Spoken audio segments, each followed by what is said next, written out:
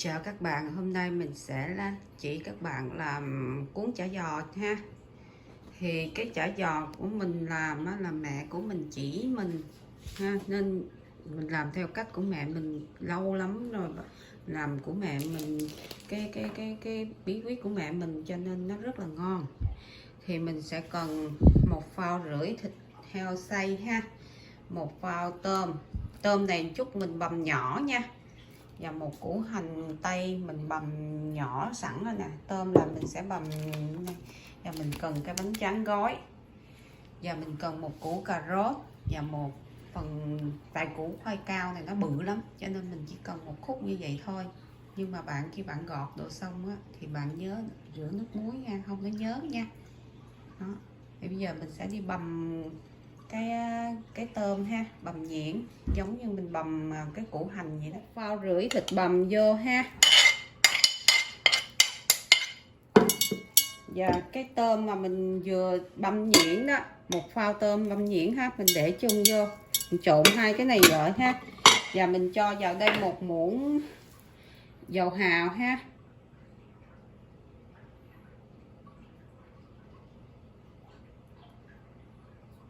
cho vào đây 1 muỗng dầu hào và một chút xíu tiêu ha, tùy theo bạn thích ha. Xong bạn trộn đều và để đó, rồi mình đi bào cái này ha, cho gia vị nó thấm vô thịt với tôm ha. Rồi mình sẽ đi bào cái cà rốt với củ khoai cao, mình sẽ trộn đều rồi mình bỏ nó qua một bên ha. Cà rốt với bào khoai cao bạn xài cái size bự nhất nha, mình bào nó xuống ha, bào hết cà rốt và khoai tây ha.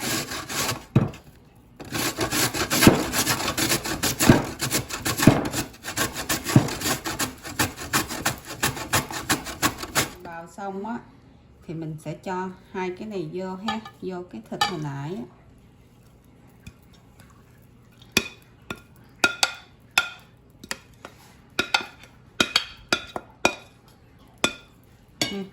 Giờ mình cho luôn cái củ hành này vào.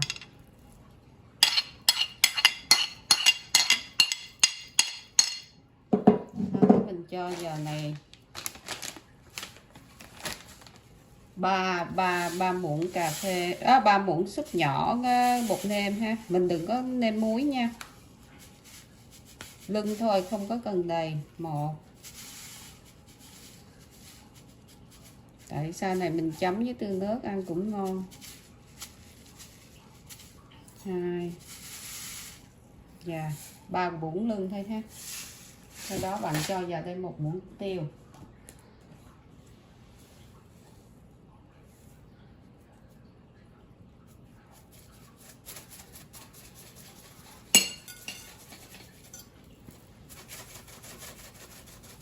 muỗng cà phê tiêu. Rồi sau đó bạn trộn đều nó lên, mình lấy bao tay, mình sẽ lấy bao tay mình bóp đều hết mấy cái này lại với nhau, và mình để nó trong vòng 30 phút cho tất cả các gia vị đồ nó thấm với nhau hết ha. Rồi mình hãy cuốn nha. Đó, bạn cứ bóp nó đều hết cho thịt với cà rốt với khoai cao rồi nó thấm vào hết ha. Nó trộn đều nó, rồi để nó trong vòng 30 phút cho nó thấm, rồi mình hãy cuốn. Mình sẽ lấy cái lòng đỏ thôi nha, lòng trắng mình không có lấy nha, cho nên mình sẽ lấy theo cách này nè, bạn lấy ra, lấy cái lòng đỏ nó ra ha. Đó là mình lấy 2 cái lòng đỏ của nó thôi. 30 phút nó thấm rồi đó, mình đừng để tủ lạnh nha. Nếu mà bạn để mấy tiếng để mà bạn làm á, thì bạn hãy để tủ lạnh, còn 30 phút thì mình đừng có để ha. Rồi bạn mua cái loại bánh này nè, mà cái size này là cái size chính giữa đó, size medium á, nó có size bự, size này và một size nhỏ hơn, thì mình thấy cái size này là cuốn là good nhất ha. Giờ mình sẽ cuốn nó nha. Bạn phải để ngăn đá nha, khi nào mà mình lấy cuốn xuống á, thì mình muốn cuốn nó thì mình đem xuống nó trước nửa tiếng thì nó sẽ mềm, chứ mà bạn để ở phía dưới là nó sẽ mềm mà nó dính là mình cuốn không được đâu nha. Mình sẽ lấy từ từ nó ra ha.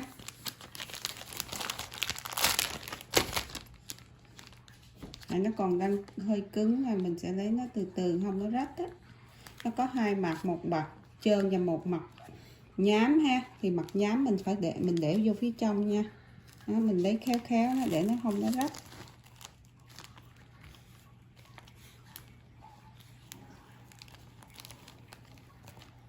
Cái mặt trơn thì mình cho xuống dưới, thì nó sẽ có một cái mặt như vậy nè, thì mình để xéo như vậy, mình cuốn nha, mình vết cỡ một cục như vậy nè. Bạn phải cuốn cái này bằng tay nha, cuốn mà có bao tay là nó sẽ không có đều đâu nha. Đó.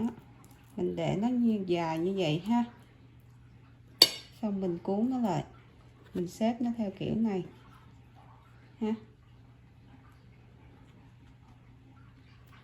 Đó, và mình rô nó lại. Đó.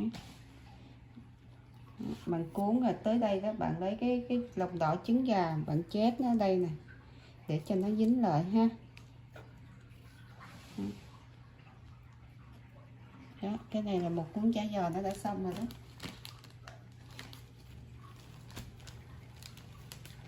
Vừa một cái cuốn chả giò đó, một cái muỗng lớn này nè, bạn kéo nó dài ra ha. Đó. Xong rồi mình xếp nó, để nó đây, mình xếp hai bên rất là dễ. Rồi mình rô nó lại.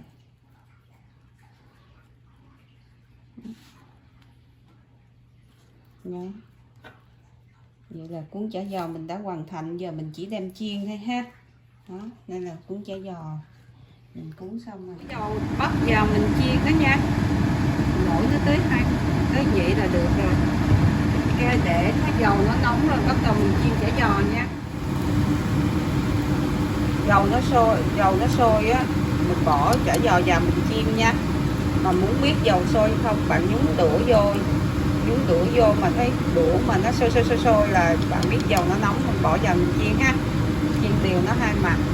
Thì cái nhân của chả giò nãy mình làm thành phần bao nhiêu mình nói với bạn ngay lúc đầu á, là mình sẽ cuốn được 50 cuốn như thế này. Những cái nào bạn ăn thì bạn chiên liền ăn, còn cái nào bạn không có ăn thì bạn bỏ vào ziplock và bỏ vào ngăn đá, khi nào mình cần ăn thì mình lấy xuống mình chiên ha. Ok, đừng chiên lửa lớn quá nha, chiên lửa cỡ 8 thôi, chiên lớn quá nhiều khi nó cháy ở ngoài mà trong nó không chín nha. Mình chiên cho nó đều vàng hết nguyên cái rô chả giò là nó chín nha. Là mình chiên nó vàng như vậy là nó chín rồi đó, bạn lấy nó ra ha. Rồi cái mình để qua cái dĩa mà nó có cái để lót miếng nắp kinh để cho nó thấm dầu ha. Mấy cái này là nó chín rồi nè, lấy ra ha. Vậy là mình đã chiên xong cái chả giò chiên rồi ha.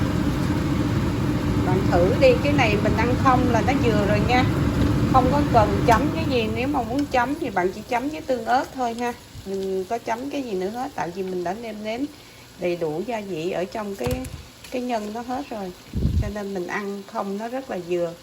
Ok, đây là dĩa chả giò mình đã chiên xong rồi đó các bạn. Chúc các bạn enjoy, nhớ like share để nhận những video kế tiếp.